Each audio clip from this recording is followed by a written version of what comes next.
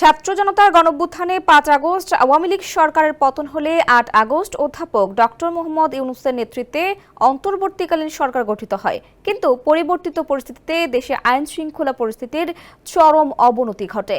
এ অবস্থায় দেশের আইন শৃঙ্খলা পরিস্থিতি নিয়ন্ত্রণে অন্তর্বর্তী সরকার গত বছরের ১৭ সেপ্টেম্বর প্রথম সেনা কর্মকর্তাদের ম্যাজিস্ট্রেসি ক্ষমতা দেয়।